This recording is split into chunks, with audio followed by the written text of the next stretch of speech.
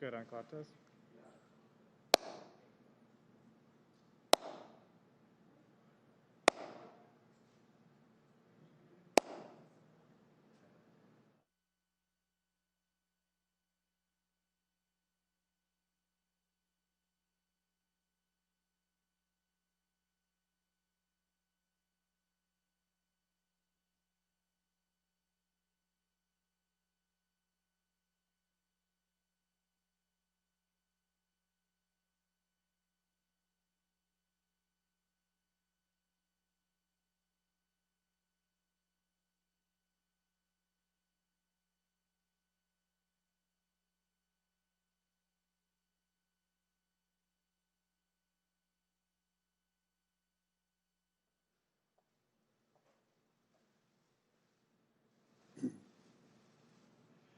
Good afternoon, everyone.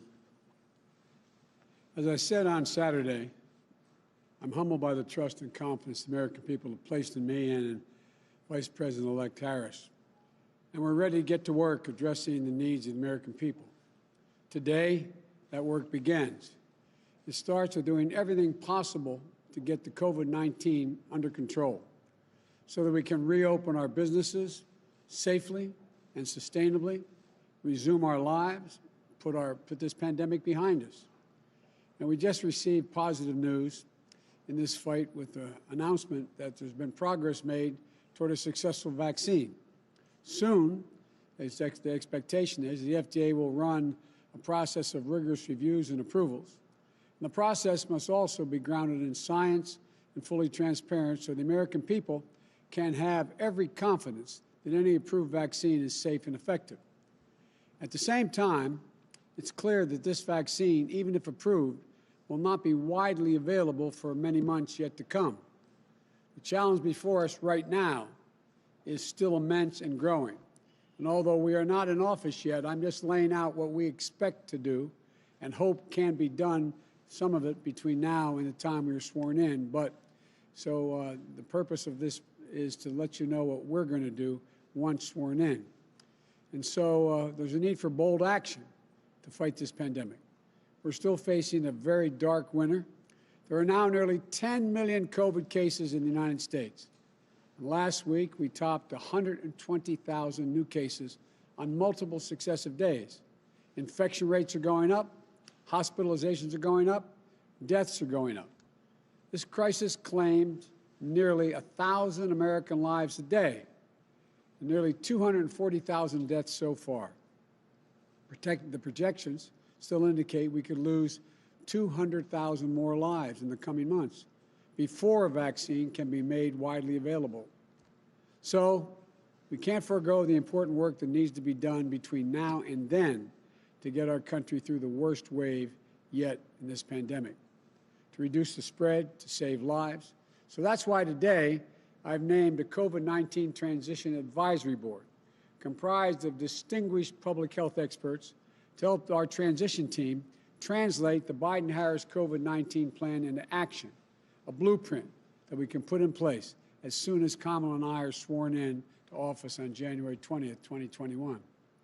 And we'll seek to add other members to this board during this bring additional important perspectives on public health and expertise throughout the transition.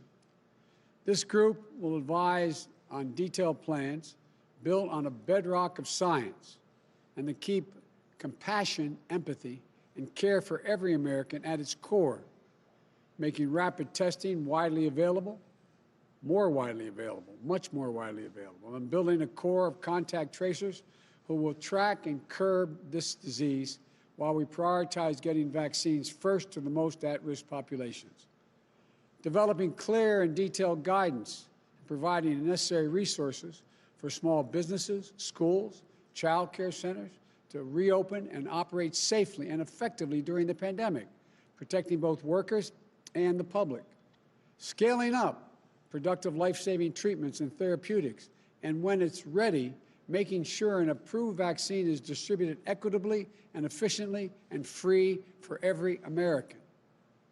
With cases rising once more, it's imperative that we ramp up our production of personal protective equipment to make sure our brave healthcare workers have what they need to do battle safely against this virus. We're going to get states, cities, and tribes the tests and the supplies they need. We're going to protect vulnerable populations who are at risk, most at risk from this virus, older Americans and those with pre-existing conditions.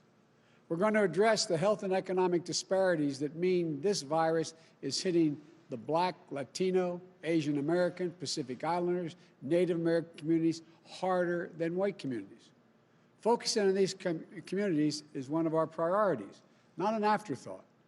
The bottom line, I will spare no effort to turn this pandemic around once we're sworn in on January 20th. To get our kids back to school safely, our businesses growing, and our economy running at full speed again, and to get an approved vaccine manufactured and distributed as quickly as possible to as many Americans as possible, free of charge. We'll follow the science. We'll follow the science. Let me say that again. And we'll adjust to new data when it comes in. And we'll listen and work in cooperation with governors and local leaders of both parties who are fighting this virus in their communities this very day. There is so much good work happening at state and local levels across the country. Governors, mayors, they're stepping up. The advisory board will listen and learn lessons from their experience. And because we know that we won't fully defeat COVID-19 until we defeat it everywhere, my advisory council also includes experts on global health security so that we can restore U.S. global leadership to fight this pandemic. This is a crisis that affects everyone. As I've said throughout this campaign, I will be a president for every American. This election is over. It's time to put aside the partisanship and the rhetoric that designed to demonize one another. It's time to end the politicization of basic, responsible public health steps like mask wearing and social distancing. We have to come together to heal the soul of this country so that we can effectively address this crisis as one country where hardworking Americans have each other's backs and we're united in our shared goal, defeating this virus. As we work toward a safe and effective vaccine, we know the single most effective thing we can do to stop the spread of COVID is wear a mask. The head of the CDC warned this fall that for the foreseeable future, a mask remains the most potent weapon against the virus. Today's news does not change that urgent reality. I won't be president until January 20th, but my message today is to everyone is this: it doesn't matter who you voted for, whether you where you stood before Election Day. It doesn't matter your party, your point of view. We can save tens of thousands of lives if everyone would just wear a mask for the next few months. Not Democrat or Republican lives, American lives. You know, maybe it would save the life of a person who stocks a shelf at your local grocery store. Maybe it saves the life of a member of your place of worship. Maybe it saves the lives of one of your children's teachers. Maybe it saves your life. So please, I implore you, wear a mask. Do it for yourself. Do it for your neighbor. A mask is not a political statement, but it is a good way to start pulling the country together. I want to be very clear. The goal of mask wearing is not to make your life less comfortable. It's to take something away from you.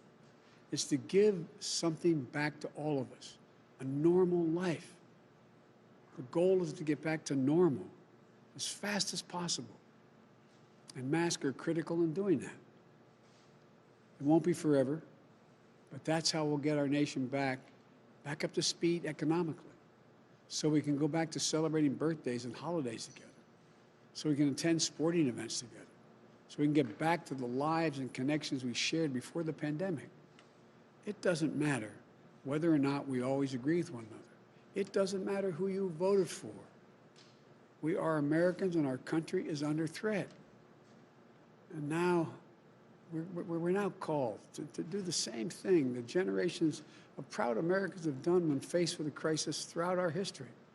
Rise above our differences to defend the strength and the vitality of our nation.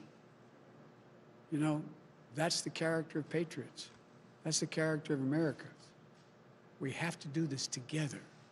Wearing a mask may seem like a small act. Maybe you think your individual choice won't make any difference.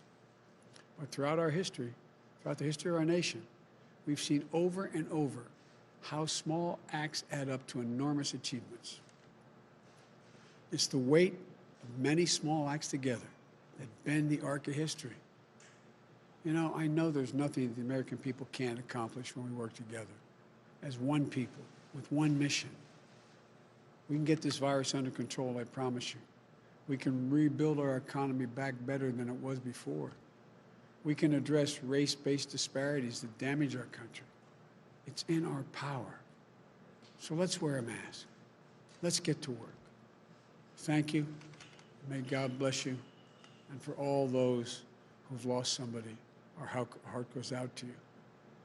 We know what it's like.